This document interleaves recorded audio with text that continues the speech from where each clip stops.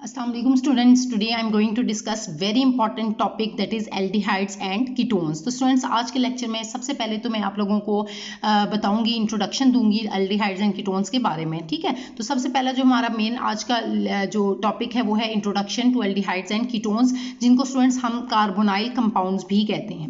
तो अगर आपसे कहा जाए कि कार्बोनाइल कंपाउंड्स के बारे में इंट्रोड्यूस करवाएं या सेपरेटली आपसे कहा जाए aldehydes and ketones के बारे में बताएं, तो आपको पता होना चाहिए कि aldehydes and ketones को ही हम कार्बोनाइल कंपाउंड्स कहते हैं या कार्बोनाइल कंपाउंड्स के अंदर जो है एल्डिहाइड्स एंड कीटोन्स आ जाते हैं। ठीक है, अब स्टूडेंट्स दूसरा क्वेश्चन आपके माइंड में होगा कि इनको हम कार्बोनाइल कंपाउंड्स क्यों कहते हैं। तो कार्बोनाइल कंपाउंड्स हम इन्हें इसलिए कहते हैं क्योंकि इसके अंदर जो है स्टूडेंट्स कार्बोनाइल जो है वो फंक्शनल ग्रुप मौजूद होता है। So that's why these compounds are called as carbonyl compounds. ठीक है स्टूडेंट्स, तो ये क्या है, ऑर्गेनिक कंपाउंड्स हैं that contains the carbonyl functional group. अब कार्बोनाइल फंक्शनल ग्रुप कौन सा होता है स्टूडेंट्स, तो C डबल बॉन्ड O, ये कार्बन टू ऑक्सीजन जो ये double bond C double bond O group जो है स्टूडेंट्स, इस ग्रुप को हम क्या कहते हैं, कार्बोनाइल ग्रुप कहते हैं। ठीक है, so those compounds which contain this carbonyl functional group they are called as carbonyl compounds. ठीक है स्टूडेंट्स, तो जिनके अंदर ये कार्बोनाइल फंक्शनल ग्रुप मौजूद होगा C double bond O group, तो इन ऐसे कंपाउंड को हम क्या कहेंगे, और ऐसे ऑर्गेनिक कंपाउंड्स को हम कहते हैं कार्बोनाइल कंपाउंड्स। ठीक हो गया। अब इसके बाद एग्जांपल्स आ जाती हैं स्टूडेंट्स इसके अंदर। तो अब आप देखें कि यहाँ पर एक एग्जांपल दी है जिसमें आप देख रहे हैं कि C double bond O group जो है वो मौजूद है, लेकिन एक साइड पे इसके हाइड्रोजन मौजूद है और दूसरी साइड पे R ग्रुप जो है वो मौजूद है। इनको हम क्या कहते हैं, एल्डिहाइड्स कहते हैं। क्या बोलते हैं हम इनको, एल्डिहाइड्स कहते हैं। और एल्डिहाइड्स की क्या पहचान होती है स्टूडेंट्स, के इनके अंदर C डबल बॉन्ड O के साथ एक साइड पे लाजमी है कि हाइड्रोजन जो है वो अटैच होता है, तो ऐसे कंपाउंड्स को एल्डिहाइड्स हम कहते हैं। दूसरी साइड पे जरूरी नहीं है कि हाइड्रोजन हो, लेकिन एक कंडीशन ये मस्ट है कि एक साइड पे लाजमी हाइड्रोजन होना चाहिए, तो हम ऐसे कंपाउंड्स को एल्डिहाइड्स कहेंगे। तो देखें ये कार्बोनाइल कंपाउंड्स ही हैं आपके एल्डिहाइड्स, क्योंकि इसके अंदर कार्बोनाइल फंक्शनल ग्रुप जो है C double bond O group मौजूद है। और एल्डिहाइड्स की क्या पहचान होती है कि इनके अंदर जो है वो C डबल बॉन्ड O के साथ में एक साइड पे हाइड्रोजन होना मस्ट है। ठीक है, ये नेसेसरी कंडीशन है, और दूसरी साइड पे हो भी सकता है, नहीं भी हो सकता। ठीक है, तो इसके अलावा जो दूसरी है कार्बोनाइल कंपाउंड की एग्जांपल, ये आपके पास कीटोन्स हैं। इनको हम क्या बोलते हैं, कीटोन्स कहते हैं। कीटोन्स क्यों कहते हैं, क्योंकि इनके दोनों साइड पे R ग्रुप जो है वो मौजूद होता है। मतलब R ग्रुप का मतलब है कि ये हाइड्रोजन नहीं होंगे, हाइड्रोजन के अलावा इनके कार्बन होगा, मतलब दोनों साइड पे जो है वो इसके कार्बन मौजूद होने चाहिए, तो तभी इनको इस क्लास ऑफ कंपाउंड को हम क्या बोलेंगे, कीटोन्स बोलेंगे। ठीक हो गया स्टूडेंट्स, तो एल्डिहाइड्स एंड कीटोन्स इन दोनों को हम कार्बोनाइल कंपाउंड्स कहते हैं। क्यों कार्बोनाइल कंपाउंड्स कहते हैं, क्योंकि अब आपने देखा कि दोनों के अंदर जो है ये कार्बोनाइल फंक्शनल ग्रुप जो है वो मौजूद है, C double bond O group. So that's why these compounds aldehydes and ketones are called as carbonyl compounds. तो स्टूडेंट्स होप सो कि ये इंट्रोडक्शन में ये बात जो है वो आप लोगों को क्लियर हो गई है। मैं एक दफा रिपीट कर देती हूँ कि अगर आप लोगों से पूछा जाए कि एल्डिहाइड्स क्या है, तो ऐसे कंपाउंड्स जिनके अंदर कार्बोनाइल ग्रुप के एक साइड पे लाजमी है, टर्मिनल पोजीशन पे हमेशा ये होंगे, हाइड्रोजन जो है वो टर्मिनल पोजीशन पे हाइड्रोजन, ये जो C डबल बॉन्ड O और H ग्रुप मौजूद होगा। ठीक है, टर्मिनल पोजीशन पे होगा हमेशा। और R ग्रुप जो है वो यानी कि एंड वाली साइड पे ना, eight the end of the chain, तो टर्मिनल पोजीशन हम उन्हें कहते हैं, यानी कि एट द एंड साइड। ठीक है, तो R ग्रुप जो है वो कोई मैंने यहाँ पर बताया कि वो H हो भी सकता है, और दूसरा यहाँ पर जो है वो मिथाइल ग्रुप, इथाइल, कोई भी अल्काइल चेन लग सकती है। ठीक है, और जबकि कीटोन्स के केस में क्या है स्टूडेंट्स, के दोनों साइड पे जो है वो आपका R ग्रुप होगा, अल्काइल ग्रुप होगा, यहाँ पर कोई भी हाइड्रोजन नहीं आ सकती। ठीक है, सो ये आपने बात माइंड में बिठा के रखनी है। अब स्टूडेंट्स एल्डिहाइड्स के बारे में मजीद डिस्कस कर लेती हूँ मैं आप लोगों से। ये जो बात मैंने भी आपसे कही कि एल्डिहाइड्स में क्या होता है कि in aldehydes the carbonyl group is bonded to at least one hydrogen atom at the end of the chain. Terminal position पे यानी कि एंड ऑफ द चेन पे स्टूडेंट्स हमेशा क्या होगा कि एटलीस्ट वन हाइड्रोजन एटम जो है उसका होना जरूरी है। ठीक है, तभी हम उनको क्या बोलेंगे, एल्डिहाइड्स कहेंगे। अब इसके लिए जनरल फॉर्मूला क्या यूज करते हैं कि R के साथ C double bond O and H। ये बात मैं पहले भी आपको बता चुकी हूँ। आप देखें कि यहाँ पर इसके लिए जनरल फॉर्मूला हम यूज करते हैं R और C double bond O and H। और स्टूडेंट्स मैंने आपको पहले बताया कि ये जो R है ये H भी हो सकता है या कोई भी अल्काइल ग्रुप, लेकिन ये वाला जो है हाइड्रोजन लाजमी यहाँ पर, यानी कि बेसिकली अगर हम बात करें तो आपके पास एल्डिहाइडिक फंक्शनल ग्रुप क्या होता है, C double bond O and H। इस ग्रुप को हम क्या कहते हैं, एल्डिहाइडिक ग्रुप कहते हैं। ठीक है स्टूडेंट्स, तो R ग्रुप जो है वो अल्काइल ग्रुप मैंने आपको बता दिया, अल्काइल ग्रुप भी हो सकता है, कोई भी मिथाइल, इथाइल, प्रोपाइल, ब्यूटाइल, इस तरह से हो सकता है, और यहाँ पर H भी हो सकता है, जिसको हम अगर H हो तो हम फॉर्मल्डिहाइड कहते हैं, अगर CH3 हो तो एसिटल्डिहाइड कहते हैं। इस तरह से इसको नेम दिया जाता है। वो तो खैर नॉमेनक्लेचर जब हम डिस्कस करेंगे डिटेल में, ये सारी बातें आप लोगों से डिस्कस करूंगी, लेकिन अभी सिर्फ मैं इसके बेसिक इंट्रोडक्शन को डिस्कस कर रही हूँ, तो इसीलिए जो है वो यहाँ पर ये मेन पॉइंट्स बताना बहुत ही ज़्यादा इंपॉर्टेंट है। तो स्टूडेंट्स, जब भी आप लोगों से एल्डिहाइड्स एंड कीटोन्स का कहा जाए, तो जस्ट मैं आपको एक दफ़ा दोबारा से ये बात बता दूँ कि एल्डिहाइड्स की बात की जाए तो उसमें एक साइड पर लाजमी है कि हाइड्रोजन आएगा और दूसरी साइड पे R ग्रुप होगा, ठीक है। और जबकि कीटोन्स में क्या होगा कि दोनों जो है साइड पे R ग्रुप यानी कि कार्बन जो है वो लाजमी होना चाहिए। इनके लोएस्ट से अगर स्टार्ट करें तो मिथाइल हो सकता है, इथाइल, प्रोपाइल, ब्यूटाइल, कोई भी आगे लॉन्ग चेन हो सकती है। यहाँ पर हाइड्रोजन जो है वो नहीं हो सकते, ठीक है स्टूडेंट्स। तो ये एल्डिहाइड्स की मैंने अभी बात की आप लोगों से। इसके बाद जो है मैं अब नेक्स्ट उसमें पॉइंट में आप लोगों से कीटोन्स के बारे में डिस्कस करने जा रही हूँ। तो स्टूडेंट्स, अब नेक्स्ट ये आप होप सो कि इस चीज़ को अंडरस्टैंड कर चुके हैं एल्डिहाइड्स के बारे में आप लोग को जो मैंने बताया। अब कीटोन्स पे आते हैं। तो इन कीटोन्स क्या होता है कि the carbonyl group is bonded to 2 carbon atoms. ये बात मैंने स्टूडेंट्स अभी भी आपको बताई है कि 2 कार्बन एटम्स होने चाहिए, दोनों साइड पे जो है वो लाजमी है कि कार्बन एटम्स हों, and so it occurs with in a chain. अब ये बात आपने याद रखनी है कि कीटोन्स के केस में क्या होता है कि ये चेन के अंदर होगा, चेन में, यानी कि ये टर्मिनल पोजिशन पे मौजूद नहीं होता, ठीक है। C double bond O group जो है वो टर्मिनल पोजिशन पे मौजूद नहीं होता, क्योंकि दोनों साइड पे R ग्रुप यानी कि कार्बन 2 कार्बन एटम्स जो हैं वो मौजूद होते हैं। सो इसी वजह से हम कहते हैं कि it occurs with in a chain. ये चेन में होता है, चेन के अंदर बीच में मौजूद होता है या कहीं भी किसी पोजीशन पे, लेकिन होगा बीच में ही, ठीक है।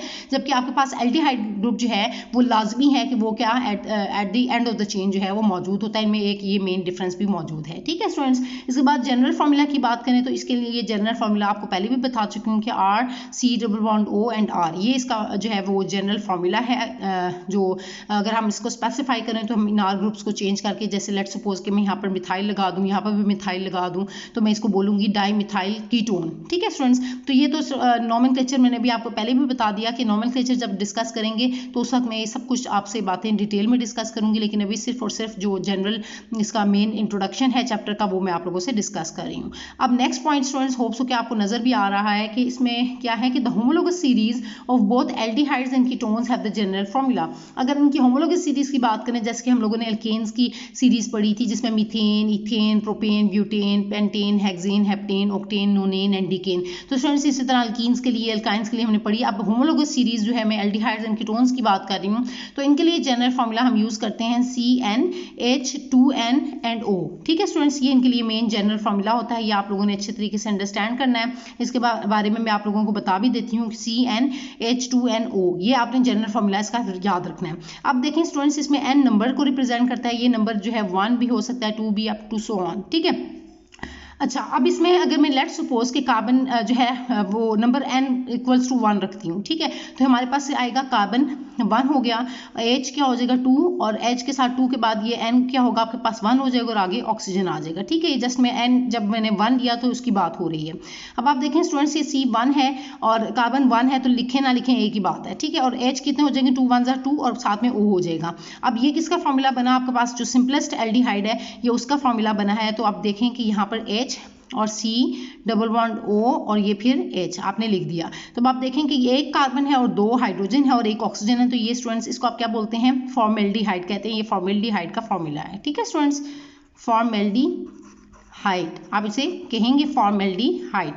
तो ये एल्डिहाइड्स जो है उसमें जो फर्स्ट मेंबर है फॉर्मेल्डिहाइड, जिसको हम मेथानल भी कहते हैं, क्योंकि एल्डिहाइड है तो अगर दूसरे नाम आप इसको लिखें तो मेथानल भी आप इसे बोलते हैं, क्योंकि एक कार्बन इसके अंदर मौजूद है, मेथानल ये कहलाएगा, ठीक है स्टूडेंट्स। तो ये आपने देख लिया। इसके अलावा आप मजीद जो भी नंबर आप देख के उसके अकॉर्डिंग जो भी जनरल होमोलोगस सीरीज है उसके मेंबर्स को देख सकते हैं, ठीक है। इसके अलावा नेक्स्ट बात स्टूडेंट्स बहुत इंपॉर्टेंट है कि ये जो आपके एल्डिहाइड्स एंड कीटोन्स हैं ये कहाँ पर मौजूद होते हैं, ठीक है। तो बेसिकली स्टूडेंट्स ये जो हैं एल्डिहाइड्स एंड कीटोन्स ये दोनों जो हैं वो नेचुरली अकरिंग कंपाउंड्स हैं, मतलब कुदरती तौर पर जो है ये कंपाउंड्स मौजूद हैं। अब ये कहाँ पर मौजूद हैं, तो फर्स्ट मैं बता दूं कि जो आपके पास एल्डिहाइड ग्रुप है ये मोस्टली प्रेजेंट होता है, ज़्यादातर शुगर्स में प्रेजेंट होता है, मोस्ट शुगर्स में, ठीक है। और इन सम एसेंशियल ऑयल्स में भी मौजूद होता है, आपकी शुगर्स में मौजूद होता है, एसेंशियल ऑयल्स में मौजूद होता है। और शुगर्स में मैं पहले बता दूं कि शुगर्स में जैसे कि आपके पास ग्लूकोज और फ्रुक्टोज की ही हम बात ले लेते हैं, तो जो ग्लूकोज है उसके अंदर एल्डिहाइडिक ग्रुप जो है वो मौजूद होता है, ठीक है। ग्लूकोज के अंदर जो है वो आपने देखा है कि C double bond O and H group जो है कार्बन नंबर 1 पे जो है ये आपका ग्लूकोज के अंदर एल्डिहाइड ग्रुप जो है वो मौजूद होता है। और अगर हम कीटोनिक ग्रुप की बात करें तो वो फ्रुक्टोज जो है वो कीटो शुगर है, उसमें कार्बन नंबर 2 पे जो है वो C double bond O group जो है वो मौजूद होता है। तो ये आपने देखा कि मैंने एग्जाम्पल दी है जस्ट के मोस्टली आपको ये एल्डिहाइड ग्रुप जो है वो शुगर्स में मौजूद होता है, तो ये आपको मिलेगा। इसका ये मतलब नहीं है कि कीटो ग्रुप जो है वो शुगर में मौजूद नहीं होता, वो भी मैंने आपको एग्जांपल दी है कि कीटो ग्रुप जो है वो भी शुगर्स में मौजूद होता है। तो अगर हम फ्रुक्टोज की बात करें तो फ्रुक्टोज जो है वो आपकी कौन सी शुगर है, कीटो शुगर है, ठीक है। तो ये मैंने आपको बता दिया है। इसके बाद एसेंशियल ऑयल्स में मौजूद होता है। अब वो एसेंशियल ऑयल्स कौन कौन से के जो कि यूज़ हो रहे होते हैं एज फ्रेगरेंसेस, ठीक है, परफ्यूम्स में फ्रेगरेंस के लिए, खुशबू के तौर पर, ठीक है, एंड फ्लेवर्स वगैरह के तौर पर जो है उनको हम यूज़ करते हैं। तो उन एसेंशियल ऑयल्स में जो है ये एल्डिहाइड्स जो है वो मौजूद होते हैं। इसके अलावा आप स्टूडेंट्स नेक्स्ट बात के कीटोनिक ग्रुप जो है वो कहाँ पर मौजूद होता है।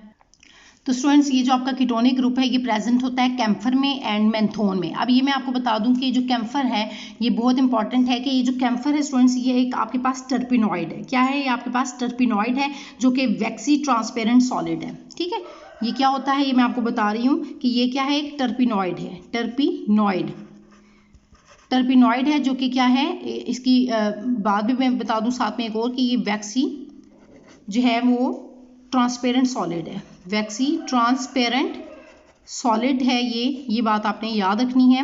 ये कैम्फर जो है वो टर्पिनॉइड है और वैक्सी ट्रांसपेरेंट सॉलिड है। अब एक और बात स्टूडेंट्स मैं आपको बता दूं कि ये जो टर्पिनॉइड है बेसिकली ये जो आपने पढ़े हैं ये लिपिड्स की एक फॉर्म होती है, टर्पीन्स हैं आपने पढ़ा है, टर्पिनॉइड्स पढ़ा है। तो ये इसी वजह से मैंने यहाँ पर बताया ताकि आपको बात पता हो कि कैम्फर क्या है, कि एक टर्पिनॉइड है, यानी कि लिपिड्स के अंदर जो है वो क्लास में एक तरह से आ जाती है कि लिपिड्स की क्लास में, कि टर्पिनॉइड्स हैं वो लिपिड्स होते हैं। तो उसमें जो है ये आ जाते हैं, उसको हम कैम्फर कहते हैं। तो उसके अंदर भी स्टूडेंट्स ये है जो है वो कीटोनिक ग्रुप मौजूद होता है। और इसके अलावा जो मेंथोन है उसके अंदर भी जो है वो अब आप देखेंगे इनके नॉमेनक्लेचर में भी हम पढ़ेंगे कि जिनके अंदर एंड पे ONE आ जाए, कीटोन्स, ओन्स से लगा है, कीटोन से, कि जिसके अंदर KETONE, कीटोन में जो है आपने देखा कि eight the end of the chain या नेम के एंड में हमेशा हम ONE जो है वो लिखेंगे।